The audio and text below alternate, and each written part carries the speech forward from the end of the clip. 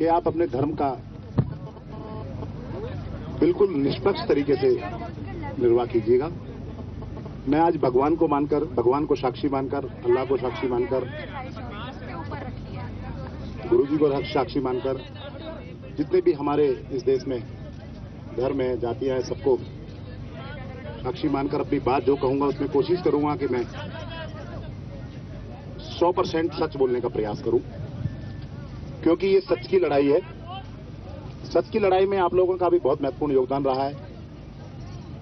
आज ये press conference इस देश के इतिहास के लिए, हम सब लोगों के लिए, एक आम आदमी के लिए बहुत महत्वपूर्ण प्रेस कॉन्फ्रेंस है। मुद्दे सब वही हैं जो आप लोगों ने पिछले दिनों देखे हैं, जो आम आदमी पार्टी ने आप लोगों के बीच में किए थे, वही मुद्दे हैं।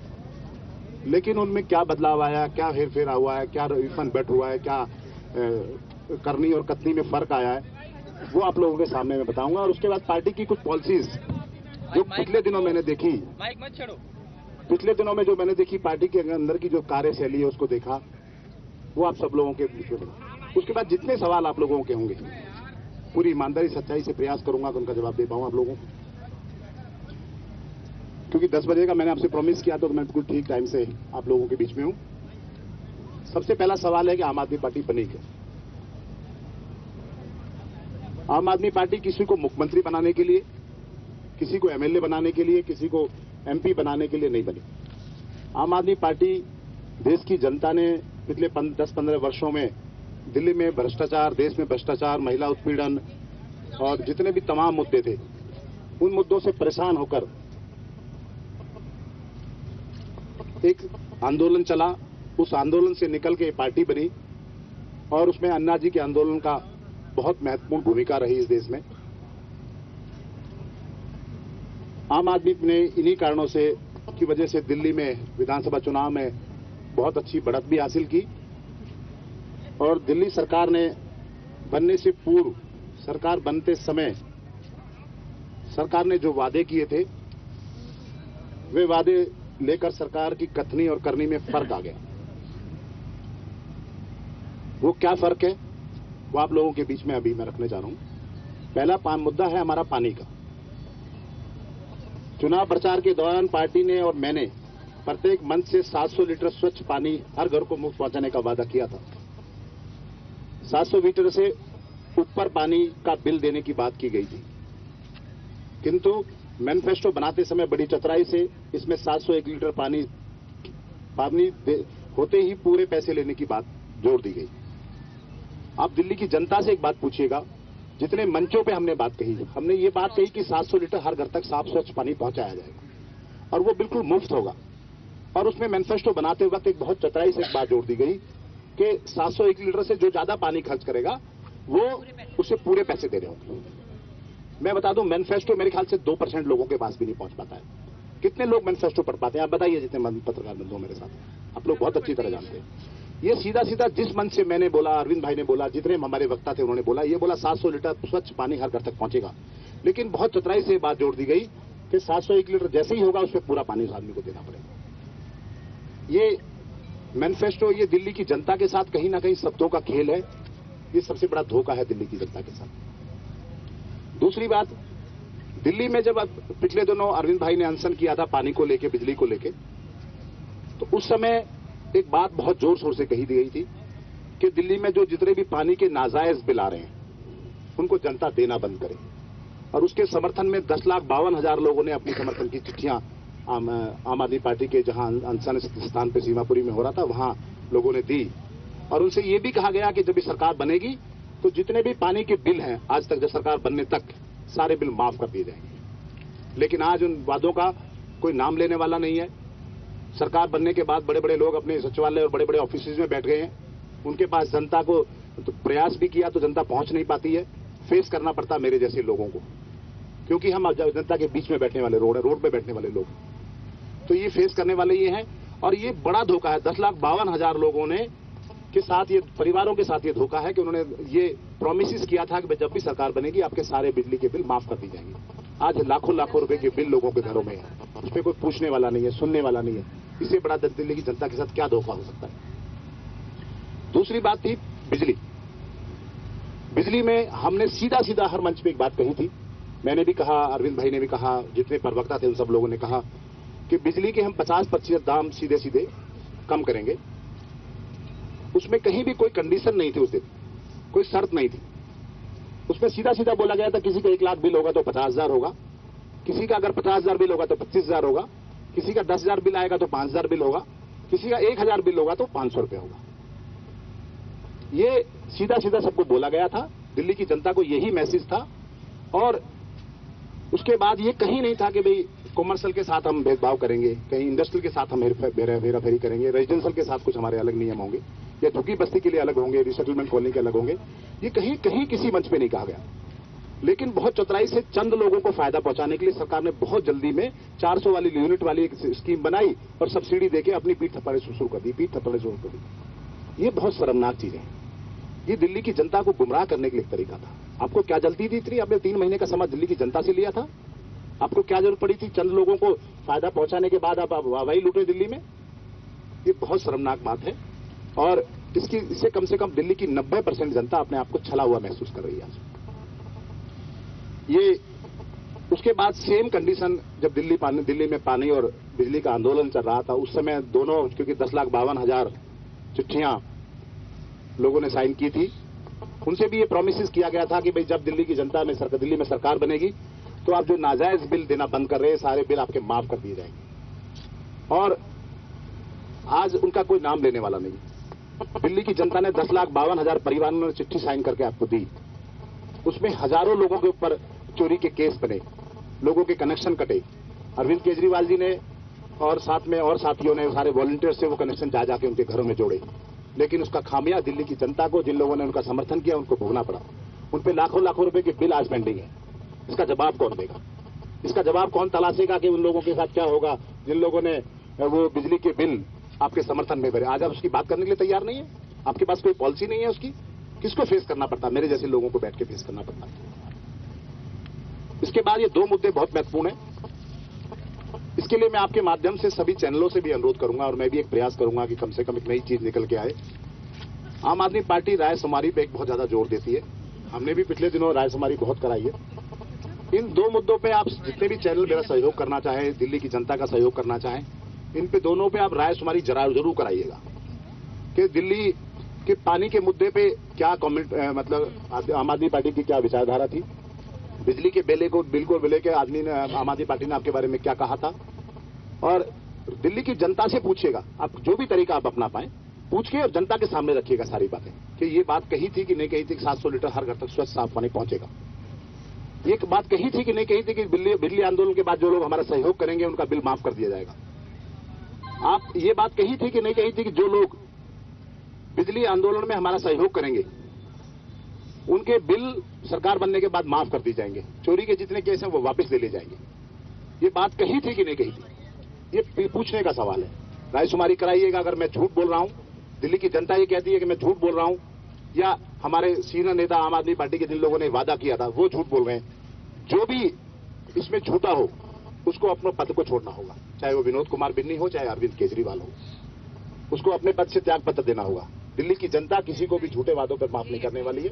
अगर मैंने झूठ बोला है, मैं आप मन से झूठ बोल रहा हूं, ये बातें अगर मैं आपके सामने रख रहा हूं, तो दिल्ली की जनता से आप रायशुमारी कराइए। करने के बाद में ये पूछिए कि भाई ये वादे किए थे कि नहीं किए थे आम आदमी पार्टी ने। आज आम आदमी पार्टी के वादे क्यों बदल गए? इस पर रायशुमारी होनी बहुत जरूरी है, क्योंकि जनता की राय आनी बहुत जरूरी है। एक बहुत बड़ा मुद्दा था जिसपे ये पार्टी बनी, अन्ना जी वाला जनलोकपाल। जनलोकपाल जिस दिन बनाने की बात की तो उसमें एक टाइम बाउंड प्रोग्राम बनाया गया था। यह बनाया गया कि सरकार बनने के 14 दिन के बाद 29 तारीख को दिल्ली में जनलोकपाल लागू कानून पास कर दिया जाएगा। 29 नवंबर वो डेट थी।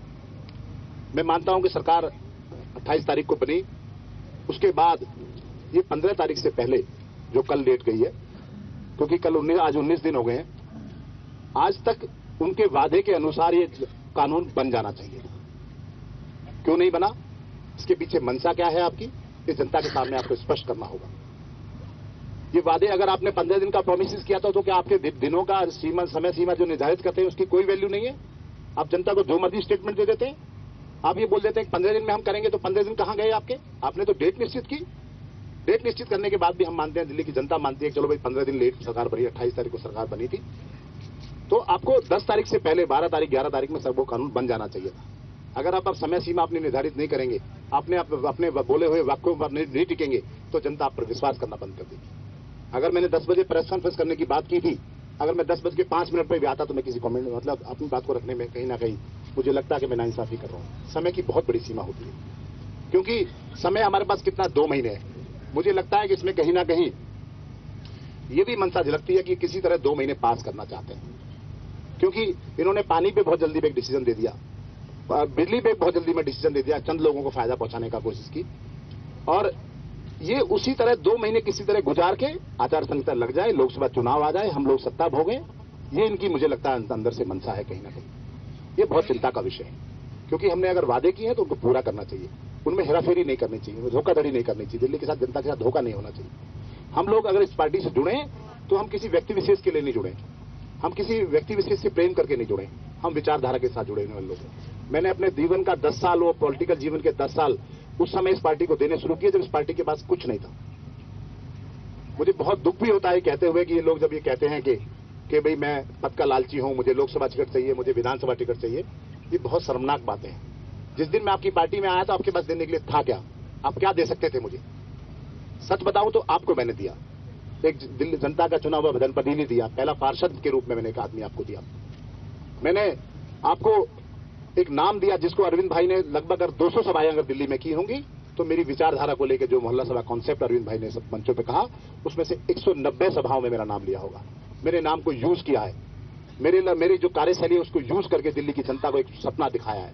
उन्होंने सपना दिखाया है, मैंने वास्तविकता में पिछले 10 वर्षों में अपने कार्य क्षेत्र में उसको साक्षात्कार करके दिखाया है, स्वयं अपने आप करके दिखाया सारी चीजें।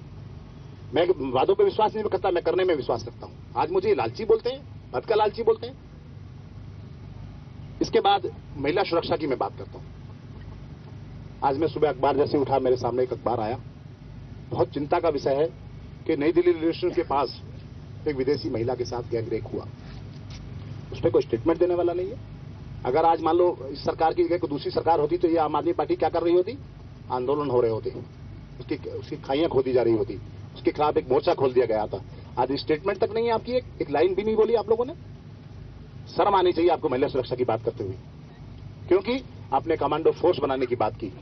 कमांडो फोर्स बनाना तो बहुत दूर, आपने उसकी बात शुरुआत तक नहीं की। वार्ड लेवल पे आपको मालूम सभा, क्योंकि ये इतना सेंसिटिव मामला था, महिला की सुरक्षा को लेकर इतना बड़ा महत्वपूर्ण मामला है, जो सबसे पहले कामों में सबसे पहली पंक्ति में सबसे पहला नंबर होना चाहिए था, जिसका जो पिछले देश ने पिछले 2 सालों में इतने बड़े बड़े आंदोलन जिस चीज के लिए हुए, उसको आपने उस मुद्दे को गौन कर दिया। आपने इतने सेंसिटिव मामले को आपने सिर्फ वोट के रूप में तबलीग कर दिया, वोट के लिए यूज करने के लिए लोगों के बीच में ले गए। ये चिंता का विषय। इसके अलावा और मुद्दे हैं।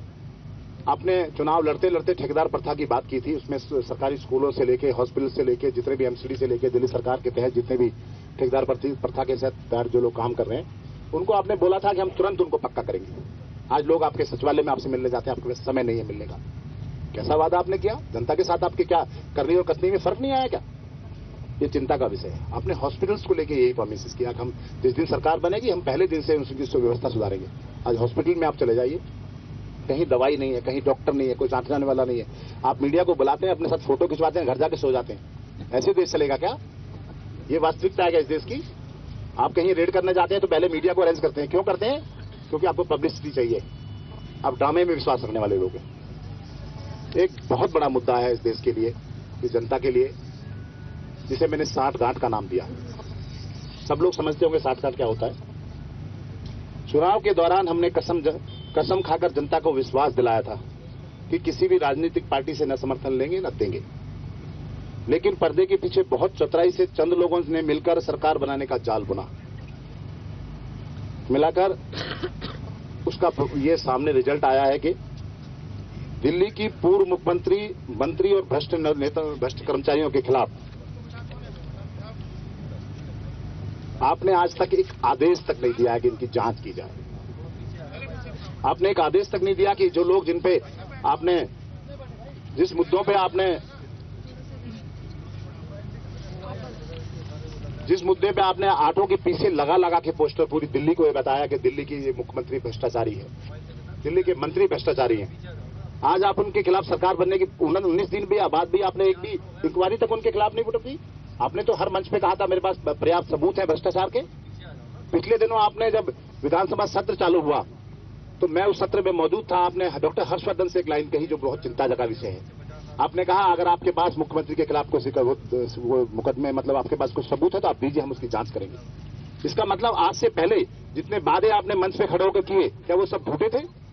आपके पास कोई पर्याप्त सबूत नहीं था? आपके पास सबूत नहीं था तो आपको किसने अधिकार दिया किसी को भ्रष्टाचारी कहने का? ये बड़ा सवाल है। अगर आपके पास सबूत है तो आप जांच क्यों नहीं करते? और अगर आपके पास सबूत आप हर्षवर्धन से मांगते हैं हाउस के अंदर, क्योंकि मिनट्स में वो मौजूद है, तो हर्षवर्धन से अगर आप मानते हैं तो ये चिंता का विषय है कि आपने दिल्ली की जनता के साथ झूठ बोला और एक मुख्यमंत्री को मंत्रियों को बिना सबूत के भ्रष्टाचारी कहा। ये चिंता का विषय है। ऐसे वाक्य हम सब लोगों को शोभा नहीं देते। इसके अलावा बहुत सारी चीजें हैं।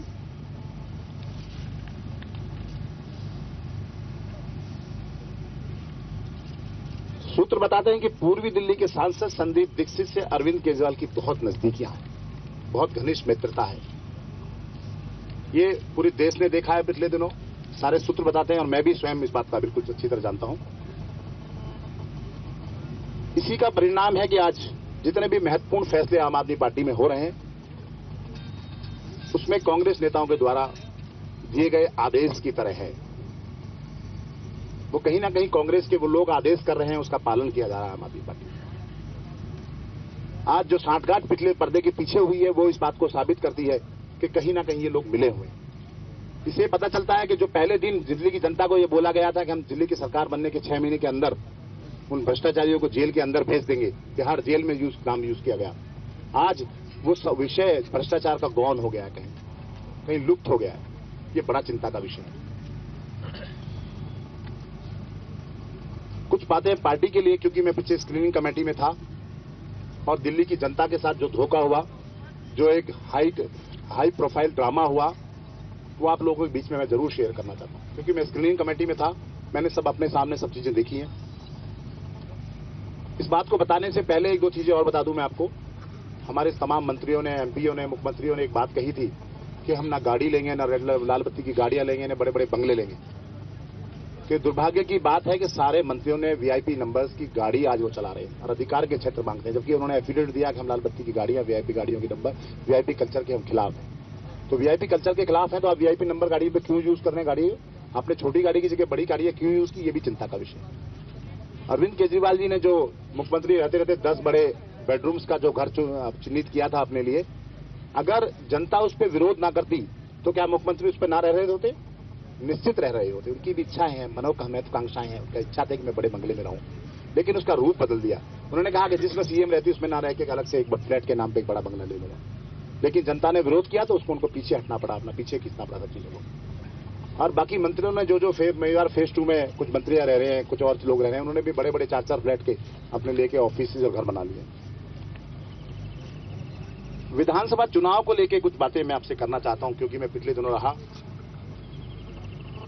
विधानसभा चुनाव जब कट का जो बंटवारा हुआ था उसमें बहुत बड़ा भ्रष्टाचार हुआ। जो विधानसभा के टिकट पिछले दिनों बटे उसमें बड़े भ्रष्टाचार हुए। भ्रष्टाचार की परिभाषा 2 तरह होती है। एक परिभाषा होती है कि सीधे सीधे पैसे लेना देना, किसी को देना, किसी को रिश्वत लेना। एक होता है किसी के अधिकारों का हनन करना, किसी के अधिकारों को छीन के किसी और को देना। ये भी एक अपने आप में भ्रष्टाचार है। और मेरे ख्याल से मैं जानता हूं कि पैसे लेने देने ज्यादा आदमी का किसी का अधिकार छीनना, किसी की चीजों को छीन के किसी और को देना, ये बड़ा भ्रष्टाचार है। इसमें जब लक्ष्मी नगर सीट की जो स्क्रीनिंग कमेटी की मीटिंग हुई थी तो उसमें यह तय था कि विनोद कुमार बिन्नी वहां से चुनाव लड़ेगा। यह तय था कि पटपड़गंज से मनीष सिसोदिया चुनाव लड़ेगा। यह तय था कि आरकेपुरम से साजिया इल्मे चुनाव लड़ेगी। यह तय था कि बाबरपुर से हमारे गोपाल राय जी चुनाव लड़ेंगे। यह तय था कि मालवीय नगर से सोमशेखर जी चुनाव लड़ेंगे। तो फिर ड्रामा क्यों? मैंने स्वयं, आप विश्वास कीजिएगा, मैंने कभी भी मैं चुनाव लड़ने का इच्छुक नहीं था। अरविंद केजरीवाल जी ने मुझे अपने घर बुलाया, घर बुलाने के बोला कि भाई आपको चुनाव लड़ना होगा, क्योंकि अगर आप लोग चुनाव नहीं लड़ेंगे तो फिर यह चुनाव पार्टी कैसे लड़ेगी, हम लोग आगे कैसे जाएंगे। आपको इस दिल्ली से लोकसभा चुनाव भी लड़ना है, इसलिए आप इस दिल्ली से कोई सीट देख लीजिए जहां से ठीक लगे और आपका हम फाइनल कर देंगे। मैंने उनको मना किया अरविंद भाई कि मेरा वहां कोई परिचय नहीं है, मेरी कोई जान पहचान नहीं है, मेरे लिए ऐसे मान लो जैसे मैं जीरो से शुरू करने वाला विषय। उन्होंने कहा आपके पास थोड़ा एक्सपीरियंस है बाकी लोगों के मुकाबले, आप लड़िए। मैंने उनकी पार्टी की बात को, उनकी बात को मानते हुए उनका प्रस्ताव स्वीकार किया और उन्होंने मुझे स्वयं, मनीष सिसोदिया जी ने स्वयं मुझे 100 साइन करा के अपने हाथ से दिए।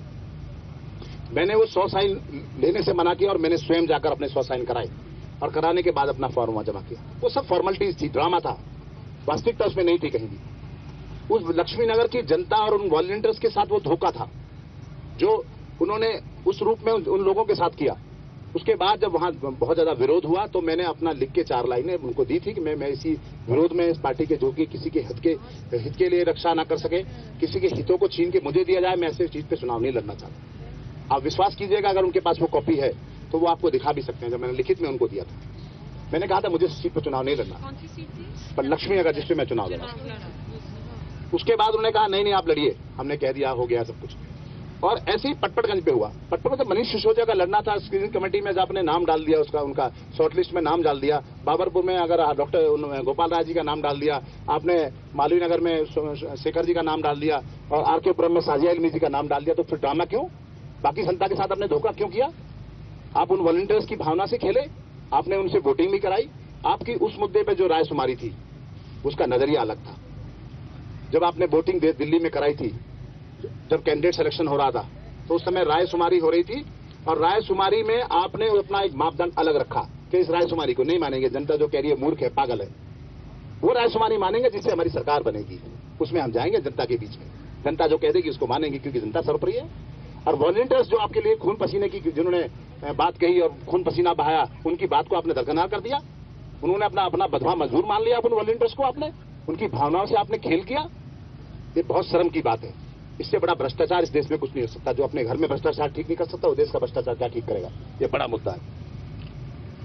ये कार्यकारिणी पार्टी के कार्यकर्ताओं के साथ धोखा था। जिन लोगों ने अपना खून पसीना बनाकर इस पार्टी को खड़ा किया, उनके साथ सबके साथ धोखा हुआ, उनके साथ छल हुआ, उनके साथ भ्रष्टाचार हुआ। आज जितने भी दिल्ली की लोकसभा की सीटें हैं, उनके लगभग सारे टिकट फाइनल है। ये तय है कि कौन कहां लड़ेगा। गोपाल राय कहां लड़ेंगे, अपने कुमार विश्वास कहां से लड़ेंगे, साजिया इल्मी कहां से लड़ेंगी, आशीष तलवार कहां से लड़ेगा, दिलीप पांडे कहां से लड़ेगा, ये सारी चीजें तय हैं।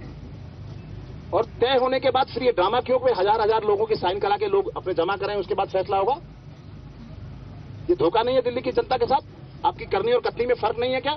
आज कुमार विश्वास जाके अमेठी में चुनाव प्रचार कर रहे हैं, कहीं नाम घोषित हुआ है क्या उसका? आज साजिया इल्मी पूरे क्षेत्र में अपना प्रचार कर रही है, क्या नाम घोषित हुआ है उनका कहीं? पिछले दिनों एक बात, अभी चलते चलते जब मैं वास्तविकता बात रखने की बात करता हूं तो अरविंद भाई कहते हैं कि मैं लालची हूं। मैं आपको जानकारी के लिए बता दूं, आपके बहुत सारे साथियों की जानकारी होगी कि जिस दिन पहले दिन लेफ्टिनेंट गवर्नर को लिस्ट गई थी, उसमें मेरा नाम गया था और मैंने स्वयं जाके मना किया कि मुझे मंत्री नहीं बनना है। मैंने स्वयं जाके कहा कि अपना जिसको मुझे जो जिम्मेदारी देंगे, मैं पद का लालची आदमी नहीं। अरविंद भाई ने आपको पीछे स्टेटमेंट भी कहा था, जो 25 तारीख की 25 तारीख की जो अरविंद भाई की स्टेटमेंट है, उसमें उन्होंने ये कहा था कि वो वास्तविकता थी। उन्होंने कहा था कि 25 दिल्ली मेरे घर आए थे, उन्होंने कहा मुझे किसी पद की लालच नहीं है, मुझे कोई मंत्री पद नहीं चाहिए और मैं जो जिम्मेदारी आप दोगे मैं उसका निर्वाह करूंगा। ये 25 तारीख का स्टेटमेंट था अरविंद जी का। और आज अगर मैं मुद्दों की बात करता हूं, वास्तविकता सामने लाने की बात करता हूं, तो आप मुझे लालची बोलते हैं मुझे टिकट चाहिए। कहां टिकट का फैसला हो गया, कहां कौन सी मीटिंग हुई है, कहां अनाउंसमेंट हो गया? क्या आपने अरविंद भाई से मैं टिकट मांगने गया, उन्होंने मुझे मना कैसे मना कर दिया? उनको किसने अधिकार दिया मना करने का? क्या मतलब आप तानाशाह हो गए? सारे फैसले स्वयं करते हैं? इससे तो यही पता चलता है, अगर मैं आपके पास टिकट मांगने गया और आपने मना कर दिया, इसका मतलब तो आप अकेले फैसले करने वाले लोग हैं। कहां गया स्वराज? कहां गई स्वराज की परिभाषा? दिल्ली की जनता को धोखा देना बंद कर दीजिए, बहुत दिन ज्यादा नहीं चलने वाला।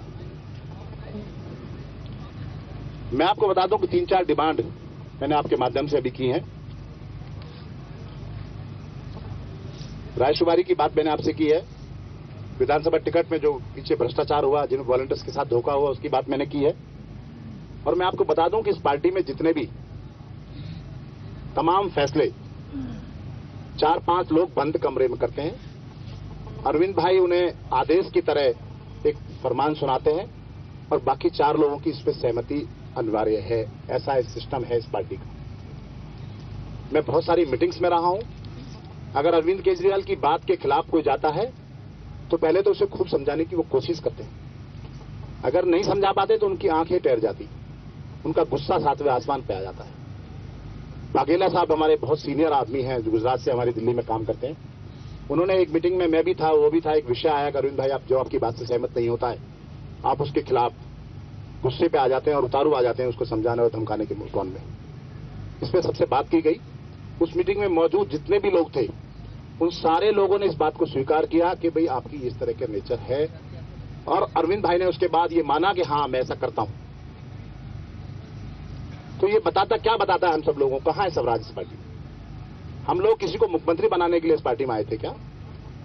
हम किसी को मंत्री बनाने के लिए इस पार्टी में आए थे क्या? हमने अपने 10 साल का पिछला पॉलिटिकल जीवन इसलिए इस पार्टी को दिया था कि आप अपने मुद्दों से भटक के और राज भोगने में आप व्यस्त हो जाए, दिल्ली के जनता के मुद्दों को भूल जाए, इसलिए आए थे कि हम इस पार्टी में?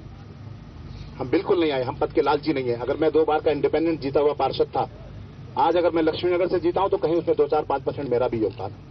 अगर कौंडली विधानसभा हम जीते हैं तो 2-4-5% मेरा भी योगदान है।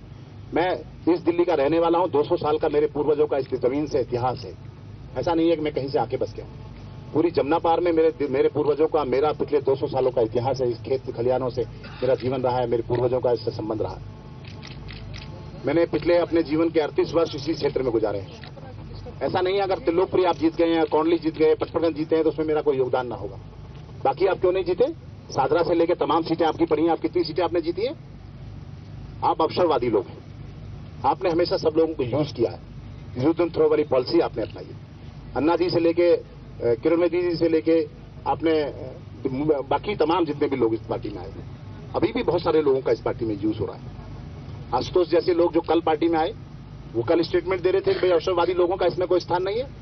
मैं वो आपके मीडिया के माध्यम से पूछना चाहता हूं आशुतोष जी से कि आपको क्या पता है इस पार्टी के बारे में, आपका क्या योगदान रहा है? अगर मैं ये कहूं कि अवसरवादी सही मायने में आप हैं आशुतोष जी, आप उस दिन इस पार्टी में ज्वाइन किया आपने जिस दिन ये पार्टी खड़ी हो गई। पूरी देश में लाखों हजारों लोग आपके पीछे खड़े हैं।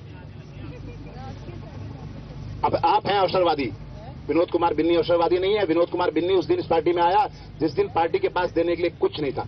मैंने दिया पार्टी को, एक आदमी जनप्रतिनिधि दिया, पहला बिना चुनाव एक आदमी आपको दिया। आप मुझे अवसरवादी कहते हैं? अरविंद केजरीवाल के खिलाफ अगर मैं उनकी हाँ में हाँ भरता रहूं तो विनोद कुमार बिन्नी बहुत अच्छा इंसान है। विनोद कुमार बिन्नी ने दूसरी बार आंदोलन किया है और 27 तारीख, आज के सही 10 दिन बाद, दिल्ली की जनता से आपने जो प्रॉमिसेस किए थे, आपने जो बिजली के जो 10,52,000 लोगों ने जो आपको समर्थन दिया था बिजली और पानी के मुद्दे पे, अगर उन सब लोगों के बिजली के बिल के माफ नहीं हुए और उन लोगों के जो पानी जो आपने पहले स्कीम बनाई थी जिसके बिहाफ पे आपने दिल्ली की जनता से वोट मांगा था, आपने कहा था कि 700 लीटर बिना किसी कंडीशन के हर आदमी को घर में पानी फ्री मिलेगा, उस पर कोई कंडीशन नहीं होगी।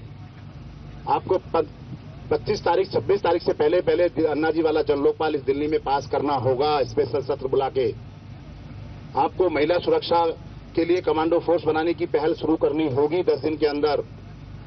अगर आपने ऐसा नहीं किया तो 27 तारीख से विनोद कुमार बिन्नी जंतर मंतर पे अनिश्चितकाल अनशन के लिए बैठेगा सरकार के खिलाफ। 27 तारीख से 27 जनवरी को सुबह अगर ये 10 जितनी भी डिमांड मैंने जनता के हित में रखी है, अगर इनको पूरा नहीं किया जाएगा, क्योंकि आपने कांग्रेस और बीजेपी के खिलाफ बहुत आंदोलन किए हैं, आपने कहा सरकारें सुनती नहीं है। अब आपसे मेरा अनुरोध है कि आपकी सोच में और उनकी सोच में कितना फर्क है कि आपको दिल्ली की जनता को, इस देश की जनता को बताना होगा। आपको विशेष सत्र बुलाना होगा 10 दिन से 27 तारीख से पहले और बुला के अन्ना जी वाला जनलोक पास करना होगा। आपको, मुझे लगता है, बिजली और पानी के मुद्दे पे तो आपकी इच्छा शक्ति की जरूरत है, किसी प्रस्ताव की आवश्यकता नहीं है, किसी हाउस की आवश्यकता नहीं है। आप चाहें तो 1 घंटे में सब चीजें पास कर सकते हैं, लेकिन उसमें आपकी इच्छा शक्ति बताती है आपकी इच्छा शक्ति कितनी जरूरी। आप यहां सत्ता भोगने के लिए, मुझे लगता है कि सत्ता भोगने आप जरूर आ गए और सत्ता भोगना आपकी प्राथमिकता हो गई है, सरकार चलाना आपकी प्राथमिकता हो गई है, और जो जनता के मुद्दे थे वो कहीं ना कहीं गौन हो गए, पीछे हो गए। मैं चाहता हूं सरकार चले ना चले उसका कोई हमें परवाह नहीं होनी चाहिए थी। जनता के मुद्दे, जिन मुद्दों पे हम सरकार के बीच में आए, वो हमारे लिए प्राथमिकता होनी चाहिए थी।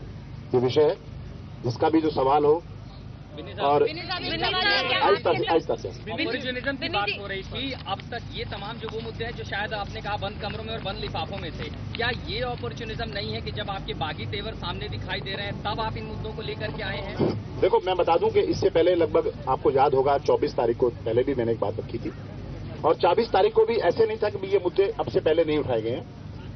आज ये मुद्दे आपके पटल पे क्यों आए, मीडिया के सामने क्यों आए, जनता के सामने क्यों लाने पड़े? इससे पहले इन मुद्दों पे बात हुई होगी, जरूर बात हुई है, और कहीं ना कहीं मुझे लगता है 2 महीने प्रयास किया जा रहा है किसी तरह सरकार टाइम पास कर ले, लेकिन दिल्ली की जनता के साथ हम जी मेरा भी आपने 24 तारीख की बात की, उसके बाद आप मान गए थे, तो आपने कोई मुद्दा नहीं उठाया, चुपचाप बैठे रहे उस बैठक में और मीडिया के सामने। मैं आपको बता दूं कि अभी जैसा आपका सवाल है, अगर मैं वहां बोलता तो अरविंद भाई फिर मुझ पर आरोप लगाते। वो आरोप लगाते कि आपने 70 लोगों के सामने मुद्दा क्यों उठाया, जैसे आज वो आरोप लगा रहे। एक मिनट अंकल, मीडिया है, मीडिया की प्रेस कॉन्फ्रेंस है, आपको मैं आपको बता दूं कि 70 लोगों की जो प्रेस कॉन्फ्रेंस मीटिंग थी उसमें ये आरोप लगता है कि आपने उनके सामने क्यों कहा। मैंने उनके पर्सनल सचिव हैं हमारे विभव जी, उनको प्रातः फोन किया था, उससे पहले भी एक दिन पहले प्रयास किया था शाम को कि मुझे अरविंद भाई से बात करनी है, मुझे आप समय दीजिए। उन्होंने कहा शाम को मीटिंग है, उसके बाद आप उनकी गाड़ी में बैठ जाइए। मैं आपसे टाइम मांग रहा हूं, आप गाड़ी में बैठने की बात कर रहे हैं, क्या ये एक सिस्टम होता है? फिर हम एक प्रॉपर समय आपसे मांग रहे हैं, आपका ऐसा एटीट्यूड, आप इतने घमंडी हो गए, आप इतनी टोन बदल गई आपकी, अगर आप उनकी गाड़ी में बैठ जाइए। मतलब मैं प्रॉपर बात करने के लिए आपसे समय मांग रहा हूं। अगर मैं वहां भी बात रखता तो सिर्फ मीटिंग वहां बुलाई गई थी इसलिए कि आप आइए, आशीष तलवार आपकी समस्याओं, जो भी विधायकों की और जीते हारों लोगों की समस्याएं, वो आशीष तलवार सुनेंगे। और जितने भी लोगों ने वहां बोलने का प्रयास किया वहां सबको रोक दिया गया। अरविंद भाई ने 4 बार मेरे पास, अगर चाहेंगे तो वो मेरे ख्याल से कहीं रिकॉर्डिंग भी होगी।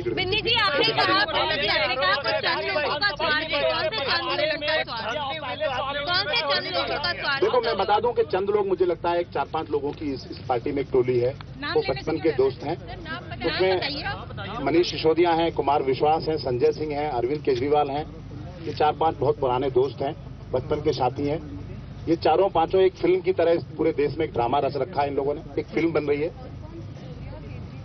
और ये देश के लिए दुर्भाग्यपूर्ण है। जब भी इनके सामने कोई अच्छा आदमी, ये यूज एंड थ्रो वाली पॉलिसी, इनकी अंदर से नीति मुझे लगता है कि ये आदमी को यूज करते हैं। अन्ना जी से लेके, किरण बेदी से लेके, रामदेव जी से लेके सारे लोग, संजय सिंह, मनीष सिसोदिया, अरविंद केजरीवाल और कुमार विश्वास, ये बहुत पुराने साथी हैं। ऐसा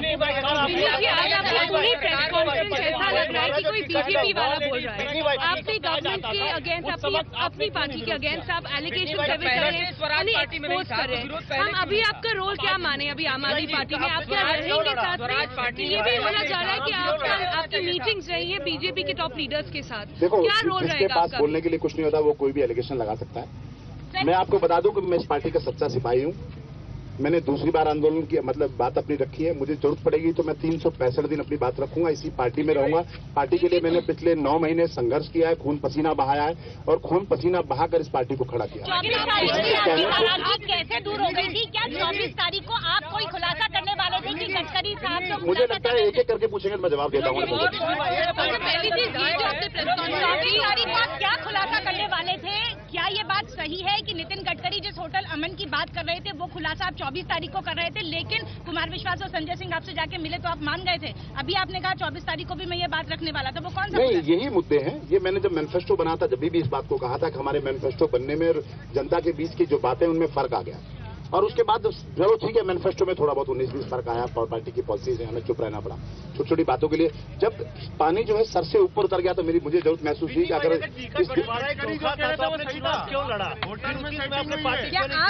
नहीं, सुनो मेरी बात सुनो। उन्होंने मुझे ये कहा था कि नए लोग हैं, हम सब लोगों को आना पड़ेगा। देखो, हर छोटी छोटी बात पे पार्टी छोड़ना, पार्टी तो मैं आज भी नहीं छोड़ रहा हूँ। पार्टी मेरी पार्टी है, ये किसी व्यक्ति विशेष की पार्टी नहीं है, किसी आदमी की पार्टी नहीं है। ये हम सब लोगों के, आम लोगों के भावनाओं से बनी हुई पार्टी है। हम सब लोगों ने इसको सींचा है, दिल्ली के उन सब वॉलंटियर ने सींचा है जिन्होंने पहले दिन से लेकर आज तक इसको सहयोग किया है। लेकिन अगर आपको इतना गुस्सा है, अगर आपको इतना गुस्सा है पार्टी से, तो आप क्यों नहीं छोड़ते? पार्टी सुनो, मैं आपको बता दूं, प्रेस कॉन्फ्रेंस के बाद आप कैसे उसी पार्टी में रह सकते हैं? उन्हीं लोगों को आप अटैक कर रहे हैं, सुनो, आप अपनी सीट को भी आप बचाना चाह रहे हैं ना? मैं आपको बता दूं, पहले एक एक करके पूछ लीजिएगा। इन्होंने बोला कि मैं अपनी सीट बचाने के लिए आ रहा हूं। मैंने सीट बचाने की बात कभी नहीं की है। अब छोड़ क्यों नहीं दे? मैंने कहा है कि अगर ये लोग मैंने रायशुमारी करने की बात की है आपके बीच में। अगर मेरे मुद्दे जो मैंने मुद्दे दिले आपके सामने रखे हैं अगर वो झूठे हैं तो मैं रिजाइन करूंगा, अपने पद से रिजाइन करूंगा। आपकी मीडिया के माध्यम से कह रहा हूं कि मैं एमएलए पद से रिजाइन कर दूंगा अगर दिल्ली की जनता ये कहे कि बिजली पानी पे मैंने जो बातें कही हैं वो गलत है। जो बाद में जो बदलाव हुआ दिल्ली की जनता में किसी एक आदमी को भी ये नहीं पता था कि 701 लीटर होने के बाद आपको 1 लीटर से लेकर 700 लीटर तक का पानी देना पड़ेगा। मैं आपके चैनल के माध्यम से ये कहना चाहता हूँ, मैं आपको बता दूं कि इसमें ना मैंने किसी से संपर्क किया है, ना मेरी किसी से बात हुई है, ना मेरी भारतीय जनता पार्टी के किसी आदमी से बात हुई है, ना मेरी कांग्रेस के किसी पार्टी से बात हुई है। और मैं आपको बता दूं ना मैं इस तरह की सोच का इंसान हूं कि मैं पार्टी में तोड़फोड़ करूं। आपके अपने एमएलए कुछ है जो आपके साथ नहीं, मैं आपको बता दूं कि मेरा सिर्फ मेरे कोई ऐसा एमएलए नहीं है, ना मेरे को ऐसा जानकार है। सिर्फ एक मदन लाल जी हैं जो अपने कस्तूरबा नगर से हैं, वो मेरे रिलेटिव जरूर हैं, लेकिन मैंने वास्तविकता यह है कि मैंने उनसे भी कभी इस बारे में बात की। एक बड़ा सवाल आप कांग्रेस के साथ की बात की है, क्या कांग्रेस और अरविंद केजरीवाल की कोई मुलाकात हुई है? ये अनुराग भाई ने सवाल उठाया कि ये समस्या जो मुझे आ रही है, अब पता नहीं कितने लोग अपने, क्योंकि बहुत लोग महत्वाकांक्षी होते हैं, मुझे लगता है वो पद से चिपका रहना चाहते हैं, चापलूस बना रहना चाहते हैं, और वो कहीं ना कहीं पद पाने की लालसा में लगे रहते हैं। हम जितने बड़े चापलूस होंगे उतना बड़ा पद हमें मिलेगा, जैसा भी वास्तविकता हमें दिख भी रहा है। क्या आपको लगता है? तो ये है कि भाई हो सकता है और लोग, बहुत सारे ऐसे लोग एमएलए हो जिनके मन में कहीं पीड़ा हो, कहीं दर्द हो, वो आने वाले समय में हो सकता है उनके अंदर भी कहीं दिल्ली की जनता के प्रति प्रेम जागे, वो भी बाहर निकले।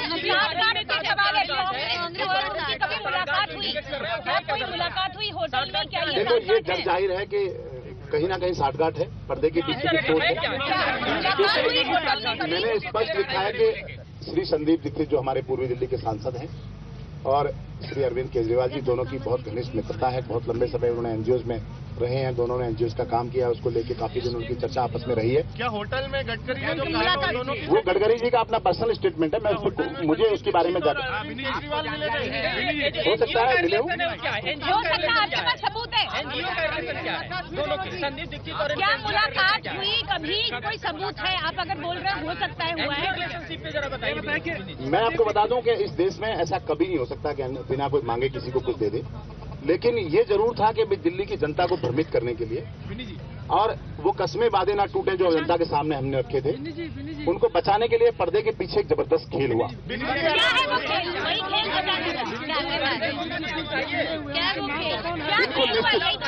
आज जितने भी पार्टी में फैसले हो रहे हैं उसमें कहीं ना कहीं कांग्रेस नेताओं का बहुत बड़ा भूमिका है। अगर अभी आपको बीजेपी लोग मोशन लाती है तो आप क्या आपके पक्ष में वोट करोगे? नहीं, मुद्दों के आधार पर मैं आम आदमी पार्टी के साथ रहूंगा।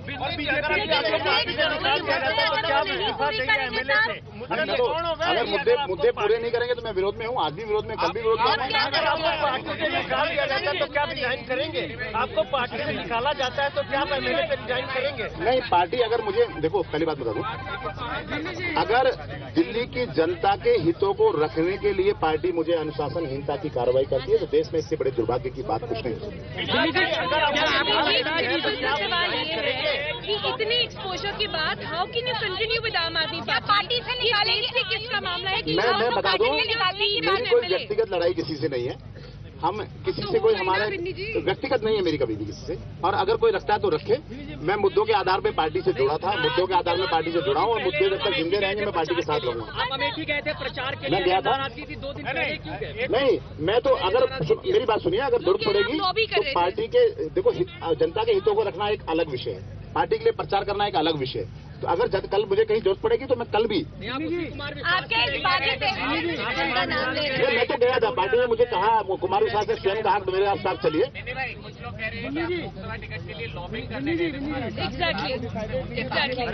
कुछ भी कह सकते हैं, मैं मुझे लगता है बागी तेवर के बाद पार्टी आपको रखेगी तो नहीं, निकाली रहेगी, आपको ऐसा लग रहा है? तो फिर आपको कैसा लगता है? वो स्वराज तो है नहीं वहाँ पे, अब आप बागी तेवर दिखा रहे हैं तो क्या पार्टी निकालेगी नहीं आपको? फिर आपकी 27 तारीख की बात दिल्ली की जनता इसका फैसला करेगी। क्या आपको लगता है कोई भी पार्टी आपसे संपर्क किया है? किसी भी पार्टी? नहीं, मुझसे किसी ने कोई संपर्क। क्या आपको लगता है कश्मीर मामले पर आप रिजाइन नहीं करते तो आप पर भी आरोप लगेगा कि आप भी पद के लालची हैं? नहीं, पार्टी मैंने तो पद छोड़ने की बात कर रहा हूँ ना। मैंने सुनो, मैं आपको बता दूं, मैंने दिल्ली की जनता के सामने एक प्रस्ताव रखा है, आपकी मीडिया के माध्यम से एक सवाल छोड़ा है आपके बीच में कि अगर वो मुद्दे जो मैंने अभी यहाँ रखे हैं, अगर वो दिल्ली की जनता के बीच में आपने अगर मैंने झूठ बोला है तो मैं रिजाइन करूंगा।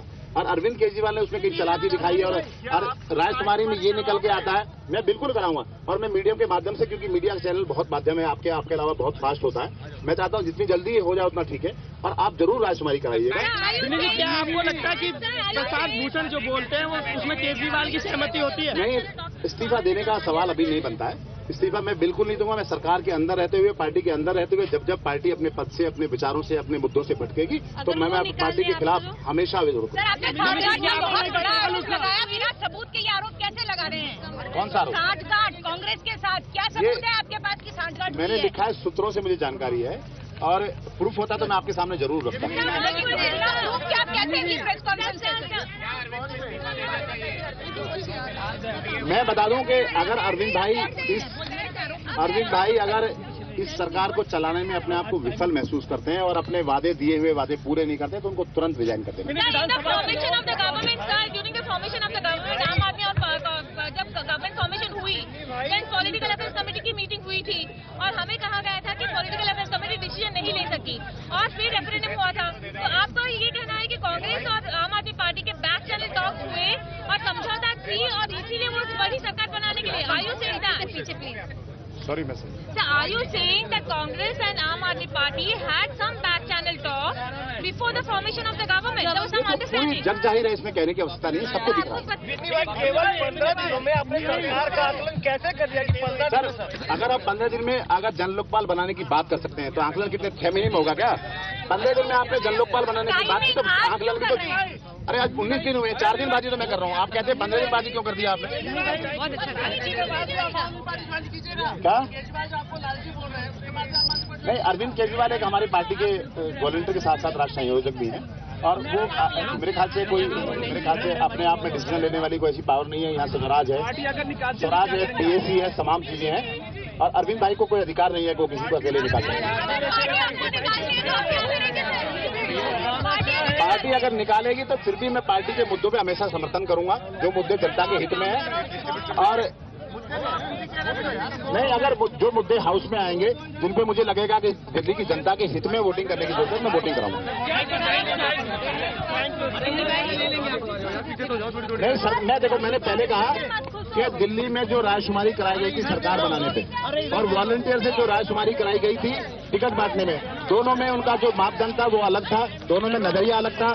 जब टिकट बांटने थे तो उनका नजरिया अलग रहा, सरकार बनाना तो नजरिया अलग रहा। Thank you very much.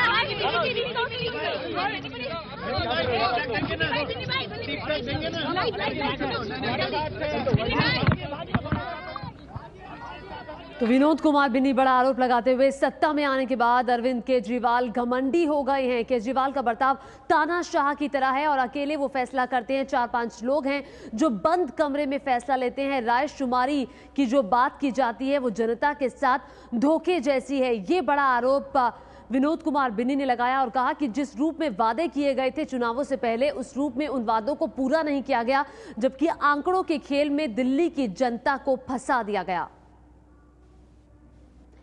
और केजरीवाल तानाशाह की तरह बर्ताव कर रहे हैं। विनोद कुमार बिन्नी ने यह बड़ा आरोप लगाया। साथ ही ये भी कहा कि केजरीवाल के विरोध की इजाजत किसी को भी नहीं है। जो विरोध करता है वो फिर जो भी विरोध करता है उसे आंखें दिखाते हैं अरविंद केजरीवाल। केजरीवाल के फैसले में लोग सिर्फ हामी भरते हैं, विरोध कोई नहीं करता। जो विरोध करता है वो उसका खामियाजा भुगतता है। जनता से किए वादे पूरे नहीं किए हैं। जो चुनावों से पहले हम रैलियों में वादे करते थे उस रूप में उसे पूरा नहीं किया गया।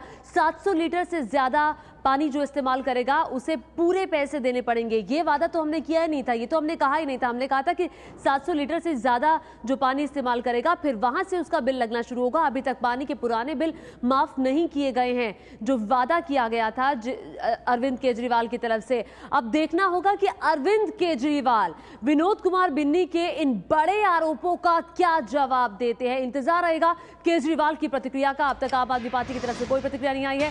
एबीपी न्यूज पर इस वक्त की बड़ी खबर, विनोद कुमार बिन्नी का बड़ा आरोप, तानाशाह जैसे व्यवहार करते हैं अरविंद केजरीवाल।